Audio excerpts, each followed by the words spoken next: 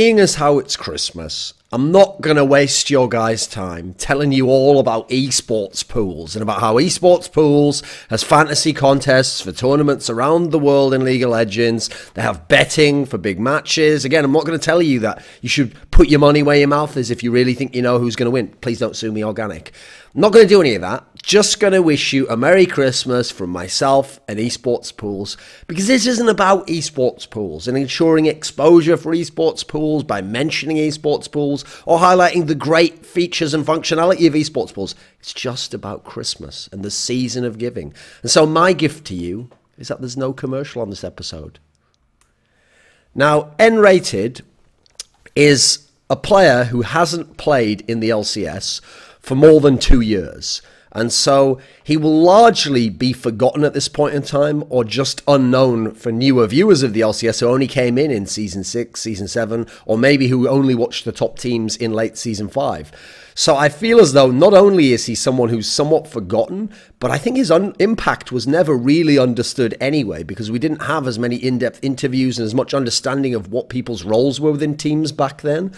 And so I actually think he's one of the most underrated players of all time from the West. Because for me, if you count everything, in-game and out of the game, so we're not just talking about talent and raw ability in the game, I consider him one of the greatest or the most influential European League of Legends players of all time. As a player, okay, yeah, he wasn't that great as a player in the latter years of his career, but for his influence and his leadership, strategically, tactically, in terms of finding a game plan for a team, absolutely, certainly. So nRated is a player who was an LCS champion. He won the first LCS split, Season 3 Spring. He was a two-time EU LCS finalist with two entirely different lineups that shared no players. He was a four-time EU LCS semi-finalist, taking 10 different teammates to the EU LCS semi-finals. He was 3 times in a team which won the regular portion, as in the group round-robin portion of an EU LCS, also with 3 different lineups. He qualified for the Season 4 World Championship, and he played for notable teams like Fnatic, like SK Gaming. Now, this video, in some senses, is going to be retelling some of the information I did in an article about nRated back in, I think it would have been sometime in 2015, I believe, because I think it was when I just moved to Korea. So obviously, first of all, some parts of his career hadn't played out at that point in time. It's in the description box below. But also, now I can update it with the context of today and what that means and all things that we know now and speculate. So the first big team that nRated appeared in was a team that now is not even considered on the radar or a big team, but at the time was a notable team, which was the French Against All Authority. And this was a team which was mainly French and German players. It was sick online. We're talking about early 2012 here. Online, they were very, very strong. They could beat CLG EU, who actually at the time were like the most online team because they were wrecking online competition, but hadn't yet done much offline.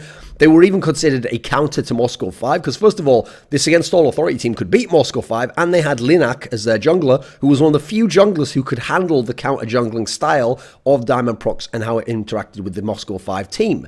So at the IEM 6 World Championship in March of 2012, which was the big breakout for Moscow 5, because they'd already won the the Kiev event, but this was the one where they just dominated with 0 losses and were then considered the best League of Legends team in the world.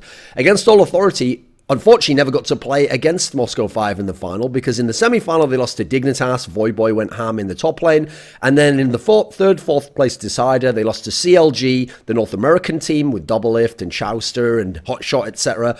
And actually that would become a trend, which is that when they played that, first of all, American teams, bizarrely for some reason they used to lose to them, despite being so good against European teams, and especially this CLG team, because right after that, the next month, they went to IPL 4 in North America.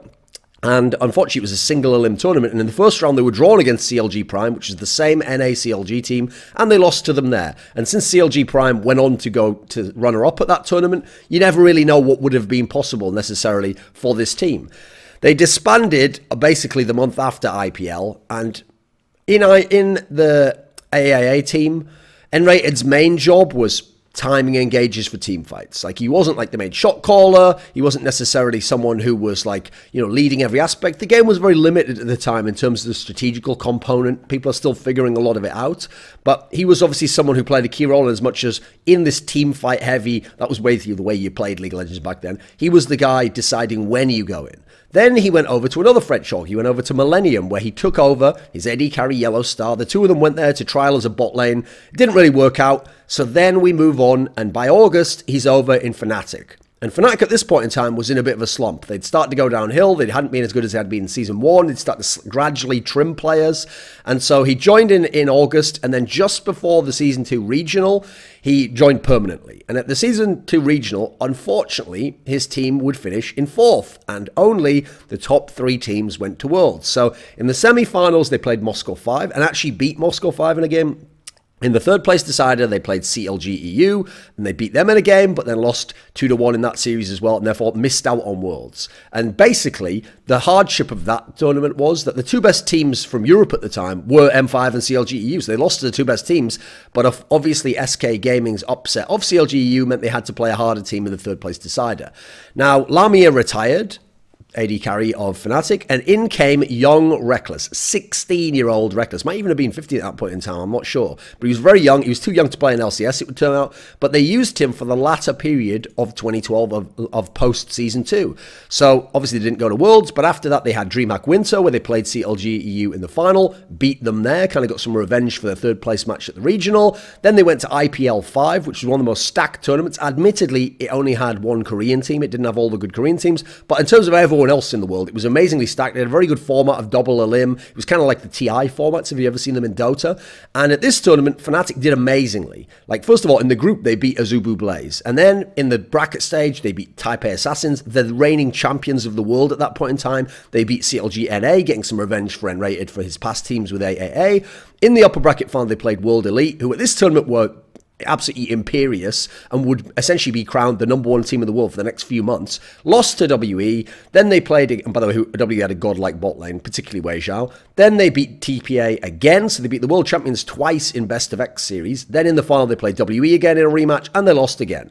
So, fantastic result for a foreign team, one of the best of all time. And when you look at, like, in an era when there was actually finally good level of quality. It's not like the Season 1 World Championship. Season 1 Championship. Definitely not World Championship. Then after that, very shortly after, they went to IEM 7 Cologne, and this was the one where they beat a CJ Enters team in the semis, which had Insect going ham with carry jungling, playing Zed in the jungle. They got to the final, but in the final they played SK Telecom, but not Faker and Piglet and Pumandu. They played SK Telecom that was Reapered, and Reapered was basically like sort of operating the entire team like he was a Gundam pilot, and he was amazing, and he was the hardcore carry of the tournament, and so SK won the tournament, but Fnatic got to finish in second, and you're already seeing a pretty solid run of form here from the Fnatic team. Then, in early January, they had lost Reckless because he wasn't eligible to play in LCS, so they'd already brought in Yellow Star to play as AD carry, obviously nRated's former AD carry. At IEM Katowice, early in the year, they lost to Azubu Frost in the group, and then in the semi-finals, they lost to Azubu Blaze, and therefore they didn't go to the final, where they would actually, funnily enough, have been able to play Gambit if they'd have made it, because that was the epic one where Gambit beat Frost and Blaze in Best of X series. Then after that, LCS began, technically like a few weeks into LCS or a month and a half into LCS. There was the IEM 7 World Championship, but Fnatic didn't do well there. In fact, most of the Western teams didn't do well there except Gambit, basically. So the first LCS split begins for Fnatic, and Fnatic's battling with Gambit because they're the two best teams. Like, Fnatic's been in really hot form. Gambit obviously still a legendary team, fantastically good at team fighting. They're battling. It comes right down to the last game in the regular split, but Fnatic manages to win the regular split. Then they meet Gambit in the finals of the LCS, and they win an epic 3-2 best of 5 series and are crowned the first ever LCS champions. Now, within Fnatic, nRated was a shot caller. He was someone who his understanding of the game and his read of the game in it and preparation and studying of opponents allowed Fnatic to have strong macro. And this has to be actually emphasized in this era because teams like Gambit didn't have super strong macro, actually. They just had amazing team fighting and sense for when to attack and when to coordinate. CLGU was very good at late game team fighting and good at getting to the late game, but they weren't fantastic at understanding how to rotate around the map, how to use waves necessarily against the opponent in the same way. nRated and Fnatic really showed off, especially in the West, something new, because they had very strong macro and understanding how to move around the map, but part of that was based on minion control. Some of this based on a team like WE, which was mastering the slow push, but what nRated's team would do is they would use wave control to create map pressure and force their opponent to make decisions which essentially, unless you made the perfect decision, would just cause you to start losing the game before you'd even lost a fight. So they'd do stuff like they would split push, and CLG for example, one of the best teams in Europe, didn't have any clue what they were doing versus them. They were thinking, what the fuck's going on here? Okay, they're split pushing, but now they've split push, but just to stack up a wave, let a wave slowly go in with a couple of caster minions, and now all of Fnatic's gone mid, so CLG comes mid to hold them off or get ready for a fight, but now they're waiting there, Fnatic's not engaging on them, but the minions are pushing up and starting to take the tower, so what does CLG slash Evil Geniuses now do? Do they go back and relieve pressure on the tower? Do they stay mid and fight and hope they win the fight, but then lose towers? If they go back, do they lose their mid tower? So basically, Fnatic were the first ones in Europe and in the West, actually, to really master this style. People understood gimmicky elements of this or how to do it with certain champions and one-off. But this was an overall approach that they took with very, very good players as well and a very dynamic team fighting style of their own, and then applied it to become the best team in the West, quite frankly.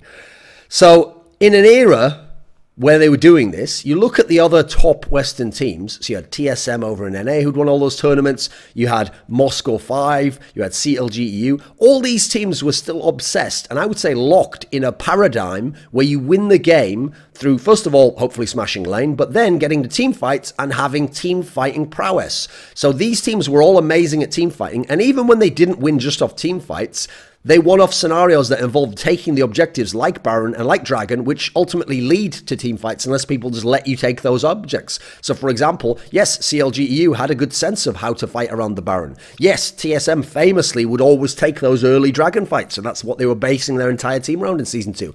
In comes Fnatic with nRated, and they do revolutionize the game and become the top dog as a result. Now, after winning that LCS split, early in the summer split, nRated was kicked out of the team. Now, it was never fully explained why. I know some of the reasons behind the scenes, and they're just stupid, sort of like pointlessly judgmental reasons. They're not a massive rift between people. They're not anything really heavy. Unfortunately, it's not something I can reveal, but it's not anything big. It's nothing super exciting. But he was kicked out of the team, and personally, I always felt like there was some bullshit with that. Like, I always suspected, like, yes, perhaps maybe he'd lost some motivation or didn't practice as much. That's what they claimed in Fnatic. But quite frankly, when you consider they'd been using Yellowstar as their AD carry, and they know that Reckless is going to be available after Season 3 Worlds. In fact, technically halfway through Season 3 Worlds. So you know you want Reckless in your team. You're going to have to kick someone out of the lineup to get Reckless.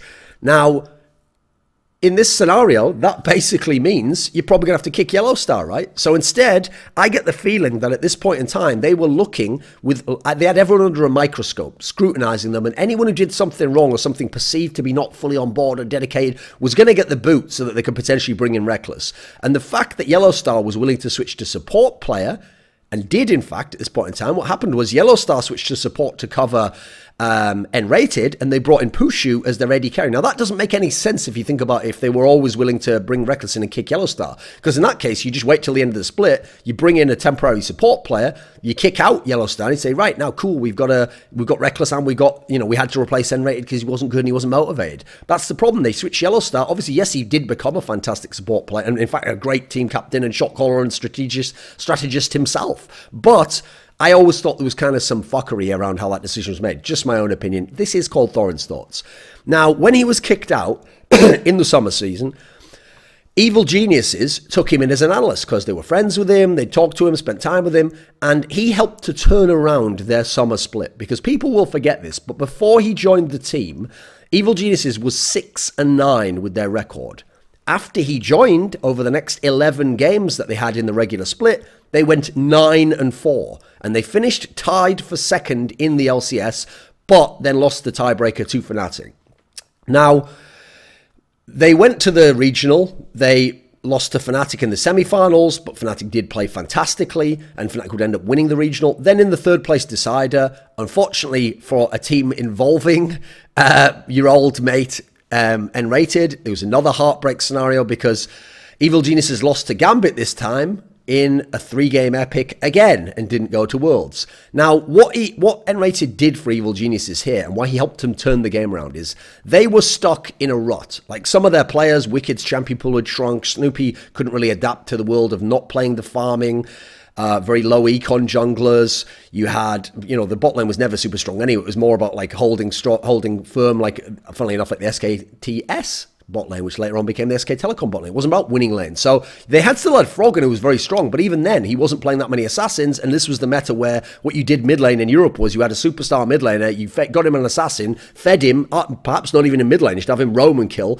and then you just had him get farm, go ham all over the map, and just completely go out of control and get like 9 kills in a game. Froggen's of styles obviously wasn't to do that, and they maintained the old style of trying to farm up to the late game, trying to use scaling champions, trying to just survive, trying to give Froggen as much farm as possible, and it was alright, but it wasn't that great. What happened was nRated came in, he helped them shed some of that like feeling that they had to wait for the late game as a crutch. Like if they were losing a game, they had to turtle up, because that wasn't really working as well in this heavy assassin meta, and where teams were much more willing to dive you at all times, and obviously fuck you up in the jungle, carry jungler style. So he helped them shed some of the late game style, be more proactive early, try to use early game aggression. In fact, he had Snoopy on board who were trying to play early game junglers and be aggressive and make plays early in the game, and that's part of what turned it around. Now, funnily enough, this really shows you how people behind the scenes in LCS did know that nRated was a great mind to have around, because just as Evil Geniuses took him in when they saw he was available in the summer split, okay, he didn't qualify for Worlds. So, one of the teams that qualified for Worlds, the second place ranked team after the regional, Lemondogs, with Mithy and Tabs and Nuke Doc and Zoro Zero and Let Dexter, they took him in, and they took him in to help them prepare for Worlds. And so at Worlds, he helped them design some of their level 1s, and they had some quite interesting level 1s actually. That in a couple of games they used, I mean, a bit of good fortune as well to get ahead and to get key kills on the likes of SK Telecom. Didn't get out of the groups, unfortunately, because their group, only 2 teams made it out, and they had OMG and SK Telecom in their group, who, in my opinion, were the 2 best teams at that tournament. In fact, I consider SK Telecom, that play that tournament, to be the best team to ever play League of Legends. Now, in the off-season, unfortunately, I mean, at this point, he's just working as a coach and analyst, nRated wanted to get back into being a pro player again. He saw this as his opportunity, but there weren't really any takers. Like, he tried out for Froggen's super team when he was going to create Alliance, didn't make the cut. He was heavily out of shape, people have told me, particularly mechanically. He'd let his game drop off a lot because he'd just been thinking about the game and watching the game. So his last kind of chance saloon was an SK squad who'd already lost some of their big names, and who, like, they didn't have Ocelot anymore, who was the big name. They didn't have Kevin, who arguably was the best player at the time. They'd lost their jungler, Hookbot, who'd been a pretty decent jungler at the time. Obviously, he went off to go and join NIP. They basically were in a position where they couldn't afford big names. They weren't buying back big names. They were just going for the budget lineup, for the bargain players, and hoping something worked out. And at least we're going to play LCS and see how it goes.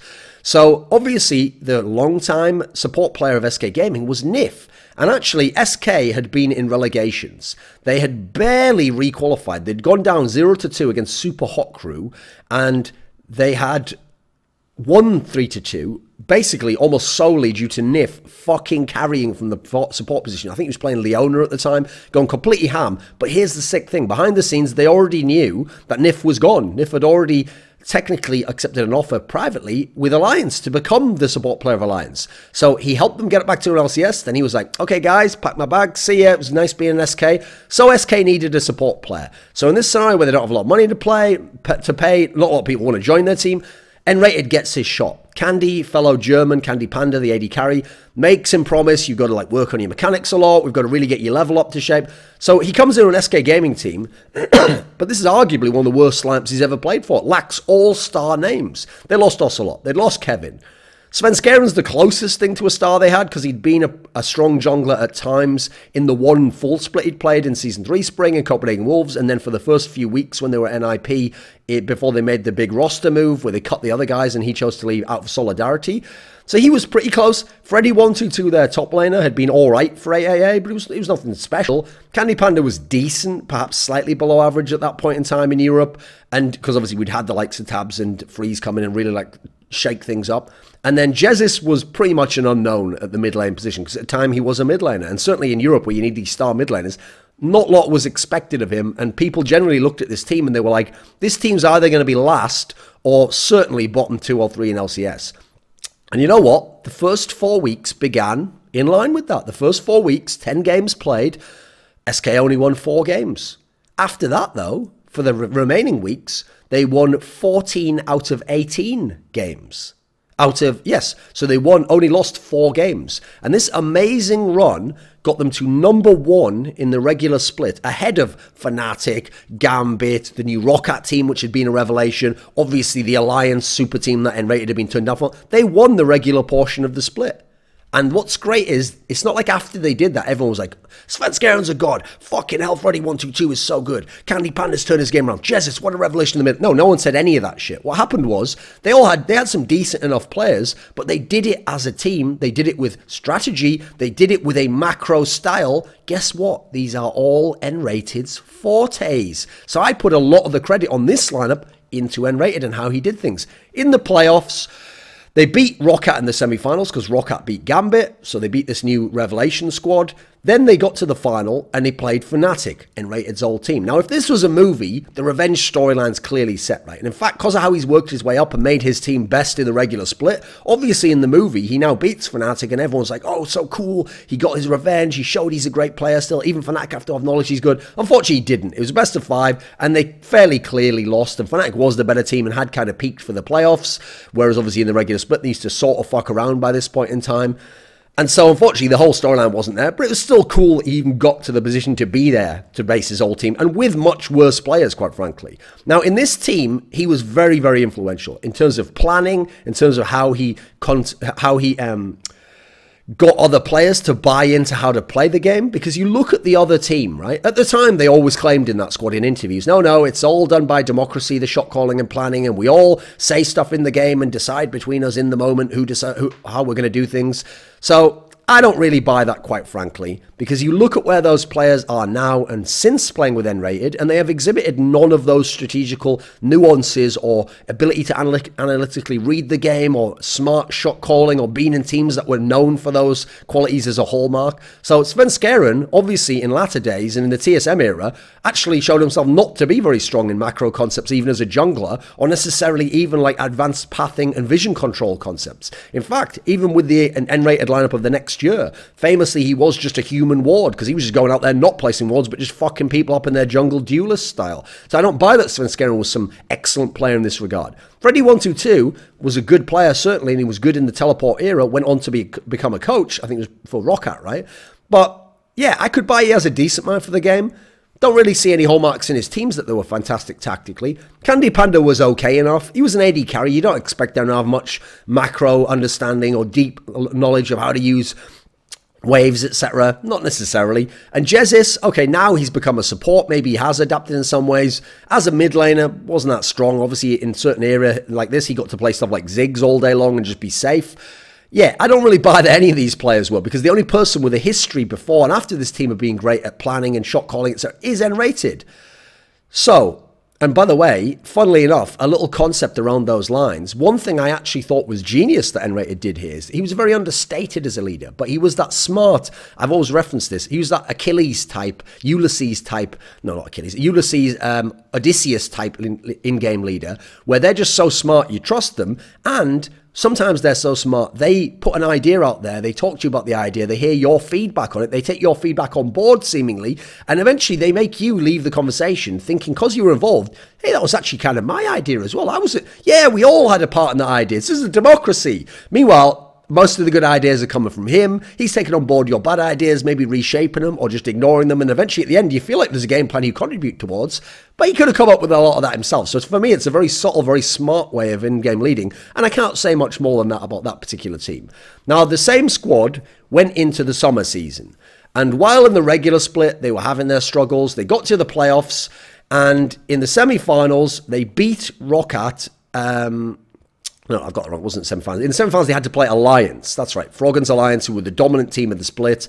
And believe it or not, they were the team that gave Alliance the closest series of any Western team. They lost to Alliance in the semis, but in an amazingly close series. They had early leads at times. They forced Alliance into bad spots and bad fights and skirmishes that weren't in the favour of Alliance. Alliance really got pushed to the limit. And quite frankly, a couple of games tabs, but mainly Froggen going ham, is what allowed Alliance through to that final. Otherwise, it would have been another storybook fairy tale season for nRated, where he would have gotten to another final against Fnatic. Sadly, he didn't, so now he had to play a third place decider to see if he could go to Worlds. Where have I heard this before in Season 2 and then as a coach in Season 3? So in this one, finally, it comes good for nRated. He wins, he beats the Roccat team 3-0 actually, and denies Jankos and Vander and then a bunch of players who I don't think were that good and you've never heard of since from making it to Worlds, and he goes to Worlds for the first time in his career. At the World Championship, SK gets a very favourable group. Their top seed is TSM from NA, a team that had barely won the summer split, no matter what TSM fans tell you, because they barely won the semi-final and then they barely won the 5th game of the final, both 5-game series. But they made it to Worlds. So as a number 1 seed, that's the dream, is to get that team right there. Then they had Starhorn Royal Club, and they had Taipei Assassins. And at this point in time, Taipei Assassins very played out. No one's expecting them to do any damage. So basically, you've got Starhorn Royal Club, who've been fairly messy over in China with Uzi, etc., and Insec. And then you've got TSM, who's a good team, but there's nothing to say they're massively better than SK. So you think you've got a chance to get out this group, quite frankly. Unfortunately, before they even got to play a game, Svenskeren doing some stupid and ill-advised, borderline racist behaviour, quite frankly, meant that, I'm sure he thought he was joking and trolling, but clearly it was taken as racist, was banned for half of the games, for 3 of the 6 games, and they were forced to take out one of the few really strong positional players in their team, and they had to use Gilius as a stand-in. This was very young in Gilius's career, and so they didn't win the games necessarily to get out, but what they did manage to do was beat TSM in that epic game with Candy Panda going ham on Vayne, which actually allowed them to fuck up TSM a little bit and make TSM come out second, and therefore TSM had to play Samsung White and get Le Shit pushed in, which was one of my favourite series ever to watch, because it was fun as fuck. So, coming into Season 5, finally, SK manages to get some talent through the door, like real good players. So they get in Forgiven, who arguably is the best AD carry in Europe, perhaps in the West. He'd been a monster on Copenhagen Wolves in the spring split the year before, hadn't played in the summer split because he had his issues with the org, and now they bring him in to be the AD carry of this team, obviously playing in the bot lane with nRated, and then in the mid lane they replace Jesus and they bring in Fox, who's a guy in the challenger scene, had looked pretty good in and amongst all those other good challenger mids who were coming into LCS. Febiven, Power of Evil, who were kind of replacing the old guys who'd been very good themselves at one point in time, but now had fallen off. So Forgiven was clearly a massive talent, one of the best AD carries we've ever seen in the West, but he was also a very hard person to deal with. But you will note, nRated had him again back at playing his best and had the team integrated around Forgiven's style. And they would play this style, which early on no one could match, where they just pushed a lot, they took the early towers, they would rotate off, they would just dominate the map and the fights, and they played this very one-dimensional style, but it was just working against everyone, and in part because Forgiven was a monster on his fairly limited champion pool, but you just couldn't do anything. So they won the first 8 games in a row. Forgiven didn't die for the first 5 games in a row, and then he barely was dying in the games after that. They lost the game after 8 games, because obviously I would say they had a streak of 9 games otherwise, wouldn't I? But after that, 9 games in, they play to 18, as you'd expect, and by the time they get to 18, they still only lost 3 games total. They went 15-3, securing them first place. By the way, at that point in time, a lot of people don't acknowledge this fact, the best winning percentage in history, I think it was 83%, since then has been overtaken by a bunch of teams. Like the next summer, it was taken over by Fnatic, who went 18-0. In Season 7, there were 3 teams that did it. G2 did it in the spring. UOL did it in the spring, obviously with the group scenarios, so it's a little bit different. And then Fnatic did it in the summer now. But you can see that that was a very significant moment. Again and again, he's taken another team, a totally different lineup, to first place, and not totally different, there was a couple of players in there, to first place in the EULCS. Unfortunately, the story isn't quite that they just went 15-3, it was amazing, because during the sort of middle portion of that is when they went to the IEM 9 World Championship, again in Katowice, like this tournament always is, and they didn't get out of the groups here. Now in their group, they had Flash Wolves, and they had, I think it was Cloud9, and they had GE Tigers, and GE Tigers were the #1 Korean team at the time, wrecking everyone with the Juggernaut. And interestingly enough, okay, SK beats Flash Wolves in the first game. Then they go to play Tigers in the winner bracket, because it's a little GSL double elim group. In the winners bracket match against GE Tigers, unfortunately, Tigers choose to do this move where you ban out Graves and Lucian, two of Forgiven's strongest picks, essentially only leaving him Caitlyn of his 3 really strong meta picks.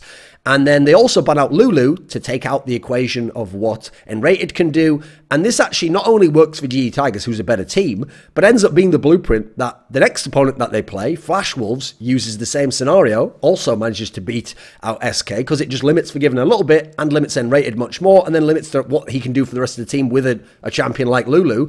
And therefore, this ends up becoming the blueprint that some teams copy and look to as an approach to be able to neutralize SK when we get to the playoffs. Because obviously, they have the MVP in Forgiven. They have the #1 record in the LCS. They should be the odds-on favorite to win the playoffs, right? But in the semifinals, they play Unicorns of Love with Kikis and Power of Evil, and they lose in 5 games. Again, Graves, Lucian, Lulu bans. Then they go and play H2K in the semifinals. Now, actually, they're winning the first couple of games here. There's the same Graves, Lucian, Lulu bans, but now they mix it up, and I believe what happened was H2K let through Lucian, banning the others, and let Forgiven take Lucian, but then instead banned, I think, Lee Sin and other jungle champions to stop Svenskeren. So now Forgiven could have something, but the rest of the team couldn't have anything. So this approach did work. It helped to beat out this SK team, and now people don't even think that SK team is a great team, but they certainly had the pieces to be a great team, and unfortunately they ran into a meta read by opponents, and some weaknesses were exposed by one of the best teams in the world that everyone else kind of capitalized upon. So they only finished in 4th place for this split, despite being the odds-on favorite to win the split. Then you come in to the summer split, and unfortunately, Forgiven has left due to conflicts with Svenskeren. Again, we didn't technically know who it was at the time, but that is who it was with. And so for the summer split, it's the same squad, but they don't have your boy Forgiven anymore. They have to bring back, I think it was Candy Panda. And this split goes terribly. They only win 6 of the games, so a third of the games. They finish in 9th place in the split. They have to go to relegation, where they later lose to G2, or technically all Gamers 2 at the time, which actually was just Perks and Hybrid. It wasn't the other players who you'll remember later on seeing in G2. Oh, I guess they had Kikis as well. And but he wasn't. He was a jungler at the time. And nRated didn't play. He basically had semi-retired at this point in time. They had Noxiac, who later on went to play with Fnatic, you might remember. And that was kind of the end of the playing career of nRated in any meaningful sense. So nRated, you can see all these different teams. He's figuring out new reads on the meta, new ways to use his team, different ways to abuse the map. And he's oftentimes using the map to put the pressure on opponents to make them make decisions which are good for his team to have a good chance to win. He takes all these different lineups to deep finishes in LCS. He takes all different lineups to first place in the ULCS. He takes a team to Worlds years after he's had seemingly his best chance. He coaches a team into a position where they have a chance to go to Worlds. He's an analyst to set up a team's level 1s at Worlds. He helps one of the greatest Western teams in Fnatic get into that position that they were in at late Season 2, well, post Season 2 and early Season 3, and also helps them revolutionize the Western game with this whole map pressure style and minion wave manipulation, as opposed to just great team fighting and laning. So I think he's one of the best teammates of all time, he's one of the best shot callers of all time, and he is one of the best strategical minds of all time in League of Legends, for the West at the very least. This is LS, and you're on Thorin's YouTube channel, so cut the Western shit.